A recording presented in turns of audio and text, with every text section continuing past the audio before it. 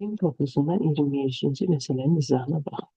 170 şərq uzunluğunda yerləşən A məntəqəsində 13 fevral saat 16:00 olarsa, 170 qərb uzunluğunda yerləşən B məntəqəsində bu zaman hansı günün saat neçədir? Birinci bu məsələləri həm sadə, həm mürəkkəb yolla həll etmək olar. Mən sizə sadə yolla həllin izahını verəcəm. Yadınızda saxlayın ki, burada verildiyi kimi verilən məntəqələrin uzunluqları 180 dərəcəli meridiana daha yaxındırsa, hesablayarkən 180 dərəcəli meridianı keçməklə hesablamaq daha rahat olur. Burada gördüyünüz kimi 170 şərq uzunluğunda saat 16:00'dır. 170 qərb uzunluğunda zamanı və hansı günün hansı tarix olduğunu müəyyənləşdirməliyik. Bunu edərkən də 180 dərəcəli meridiana əsasən bunlar arasındakı əvvəlcə dərəcə fərqi müəyyənləşdiririk. 170 şərq uzunluğundan 180'ə qədər olan məsafə 10 dərəcə, 10 dərəcə. 170 qərb uzunluğundan 180 dərəcəli meridiana qədər olan məsafədə 10 dərəcə olur. Cəmi 20 dərəcə fərq var bu iki məntəqə arasında. 20 dərəcəni də biz zaman fərqinə çevirmək üçün 1 saatim 15 dərəcə olduğuna görə 15'e bölürəm.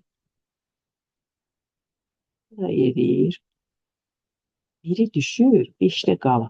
Həmin o 5 dərəcəni də 1 dərəcəni 4 dəqiqə etdiyinə görə vururam 4'e edir 20 dəqiqə. 1 saat 20 dəqiqə deməli zaman fərqi var bunlar arasında. Bu tip məsələlərdə, bu tip şərti olan məsələlərdə şərq yarımkürəsində olan məntəqənin saatı verilirsə, qərb yarımkürəsində olan məntəqənin saatını taparkən, şərq yarımkürəsindəki məntəqənin saatının üzərinə tapdığımız zaman fərqi, yəni 1 saat 20 dəqiqəni gəlir. Bu da edir 17, 20. Deməli, 17, 170 qərb uzunluğunda saat neçə olur? 17, 20. Tapdıq saat.